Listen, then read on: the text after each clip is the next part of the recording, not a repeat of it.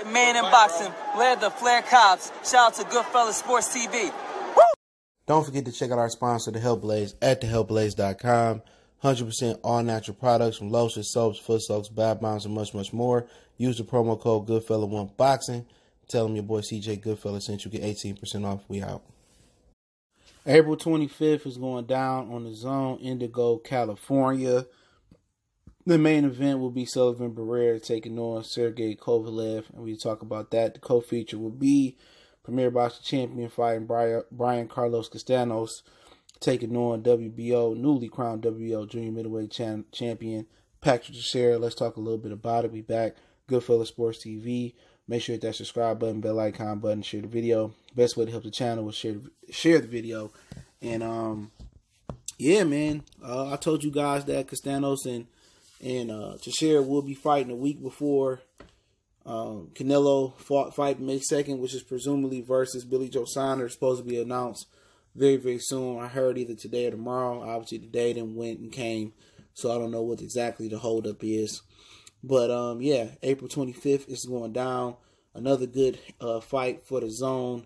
So let's talk about it. Coppinger talked about it on Twitter. I'll link both sources in the description. Him and Chris Minnick's source will come up next. He says sources tell The Athletic that Sergey Kovalev and Sullivan Barrera have a deal to fight April 25th at Fantasy Springs in Indigo, California, in the DAZN main event. All right. Patrick Teixeira will defend his title versus Castaño in the co-feature. So Kovalev's first fight since the KO lost to Canelo. Now, with Kovalev losing to Canelo, which made me feel even more, it was like a setup that he got a 2-fight deal. Had he won, he would have went back to top rank. I heard this before the fight was even done. If he lost, he would stay on the DAZN and he would fight 2 fights. Now, Kovalev said he was moving up to cruiserweight, but the Barrera fight will be at a catch weight of 180 pounds. And I guess, you know, if he wins, he gonna go back down in weight and try to probably fight Dimitri Bivol. I think that's the fight they got lined up for him. Unless Bivol gets Artur Beterbiev first, which just talks about that fight being in St. Petersburg, Russia. But Chris Minnick said the fight will be at 180-pound catch weight. Per sources, Kovalev has kicked around the idea of moving up to cruiserweight, but if he wins, is willing to go back and fight at light heavyweight for a major fight, win or go home for fight for both. And yeah, man, last time I remember seeing Sullivan Barrera, Jesse Hart was running him out the ring and putting the Beast by Dre down on him. So that's something else to look at as well, man, because Barrera, you know, this is his last fight. Last fight, good hurrah if he loses. So same thing for Kovalev. Even if Kovalev go up to cruiserweight, I think he got more of a chance to stay relevant than Barrera because Kovalev will be the money man at cruiserweight. You know, he's the only guy that been on American network television, so opportunity to fight Kovalev will be for Dr. Torres or Brita or Lawrence O'Callaghan will be opportunity to be on major TV or major network like the DAZN for them, which most cruiserweights don't get. You know, cruiserweights really ain't evolved like super middleweights have over the course of time. So I don't think that's ever going to happen because super middleweight was seen as a niche division and mostly a European division. And over the course of time, Andre Ward, Roy Jones, James Toney kind of turned that around. All right, but you know, Barrera and Kovalev, that's a solid fight. It's a fight I really gave no thought to in a long time. 180-pound catch weight. I think Barrera is pretty fast, athletic, strong. Kovalev is still strong and can punch. So you get Kovalev a 5-pound cushion. See how he come back. Kovalev been knocked out before. He very, very resilient. But he been having his legal issues as well. The DUI and then the chick and missing the payments from the chick that he agreed to pay her on. So that'll be something to look at, man. That's going to be the main event on the DAZN. Now, the fight that a lot of people can't wait to see is that PBC fighter bring the WBO belt back and try to have an undisputed champion at 54 pounds for Al Hyamon. So now Al Hyamon is letting his fighter go over to the DAZN to get a belt when it's convenient for him, when they don't even acknowledge the WBO belt. When Crawford had it, when Andy Ruiz, you know, had it, they didn't acknowledge it. All of a sudden now, you know, TGB Promotions petitioned for Castaño to fight for the WBO belt because it is in Al Hymon's favor to be undisputed. But the problem is J-Rock wants to take the rematch with Jason Rosario, but Al Hyman want to do Rosario and Charlo next. And then he probably want to do the winner of that versus, you know, Castaño if he can get the dub. But like I said before, I'm telling you, dude, it'd be selective outrage, man. Very, very selective outrage for, from, the PBC side of things. At the end of the day, if you don't acknowledge the WBO and no other division, but you acknowledge it now, why can't you acknowledge Bud? Why can't you acknowledge, other WBO contenders out there, Billy Joe Saunders and Demetrius Andrade, and all of a sudden they recognizing the belt when it's, in the best of in their best interest, man. But it's a good fight. Castaños is a shorter fighter. Teixeira is a guy who's been as high as middleweight. Castaños fought at middleweight. He gave Derevchenko his only loss in the World Series of Boxing. A little bit different rules there, but Teixeira is like 6 foot, almost 6 foot long. Castaños going to have to get inside, and obviously Teixeira is the house fighter, so I think potential fighter of the year right there. Their styles mesh well. He outpointed Adames, had more gas than Adames.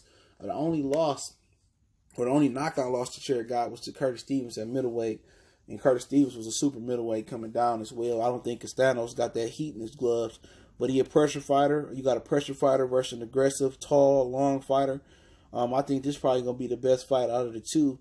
But it's a good card. The DAZN continue to put on good boxing. But the problem is only a small percent of America loves boxing like that. And you talking about the 330 million people, how many hardcore fans are in America, to be honest? How many? How many in America that's going to be tuning in for this? Maybe even 500,000 will tune in and watch it legally, if they lucky. But, I'm not even sure how many hardcore fans there are in America. I think they're less than 1 million. I think it may be like maybe 500,000 hardcore fans that's internet savvy. I don't think there's 1 million hardcore boxing fans that's up to date. Now, I'm not talking about the ones that watch Ray Leonard, Duran, the older guy. I think a lot of the older guys have lost touch with the boxing today because, a lot of older people don't have HBO and Showtime, and they don't know pay-per-view. They don't know about the ESPN Plus app, the Fox app, the Showtime app, or the DAZN app. So technology has got a little bit too far out of hands. But as for a hardcore fan, this is a fight card to look forward to. So now this is April 25th, Indigo, California. Now, also on April 18th, you got David Benavidez returning, which Caleb Truax pulled out of the fight and said he didn't want to fight. Don't know why he pulled out the fight. I know Lionel Thompson might be fighting Alfredo Angulo, so not sure who David Benavidez will get to replace. April 17th, you also have the Regis Progress and Maurice Hooker. That's Friday, and Benavidez fight will be Saturday. I think also in April, don't mark my words on this, Anuya is fighting Pacquiao's fighter, Castaño, who beat Tite in a unification bout. Okay, so you got a few good fights in April, that's materializing right now. May is going to be the month of great fights. Once again, today I'll run down May fights before I cap this video off. In May 2nd, you probably going to have Canelo, Billy Joe Saunders. May 2nd as well, Josh Taylor versus his mandatory. May 2nd, you're going to have Dillian White versus Alexander Povetkin. The following week, you're going to have Jose Ramirez taking on Victor Postal in Fresno. Rescheduled that fight from February 1st because of the coronavirus to May 9th. The week after that, you're going to have the guy who beat Luis Collazo at welterweight for the IBF mandatory. We call him Qdoba versus Sergey Lippiets for the IBF interim title, the regular title held by Errol Spence. Errol Spence has to fight the winner 90 days after his next fight, which is presumed to be in July, which is probably going to be a great month as well, versus Danny Garcia. Okay, the next week you probably going to have Gervonta versus Leo Santa Cruz, and the following week you probably Teofimo Lopez versus Lomachenko. May 30th, I heard that's going to be a reduced pay-per-view price, and Tank and Leo is supposed to be on pay-per-view. So I've been told y'all what's going on with Tank and Leo, so it ain't no new news. But I think this is a strong fight card for hardcore fight fans. A lot of PBC fanboys going to be pulling for Castaños to win the fight because they want Jamel and they want to get undisputed over at 54. But like I said before, that's not all of a sudden the WBO exists.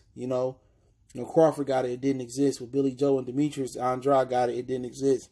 But now that a weak link like Teixeira got it, now if this was a situation where Bud if Bud held that belt and they needed Earl to go get the belt, guarantee you they wouldn't make that fight. But hey, that's just my humble opinion. Don't forget me on Facebook, Instagram, Twitter. Reach out to the email if you got business, question, inquiry, sponsorship, video requests. Keep sharing the videos. Let me know what you guys think. Barrera versus Kovalev at 180-pound catchweight. The winner should get a big fight, probably versus Bevel, I presume.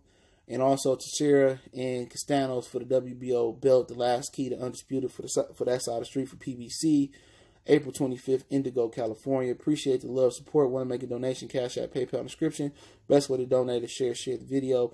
Let me know what you guys think. Think it's another banger for the zone. Look like a good straight May. Great straight April. It's gonna be a great May and possibly a great July with a lot of big fights in July and May. One time for the one time. Goodfellas Sports TV. We gone.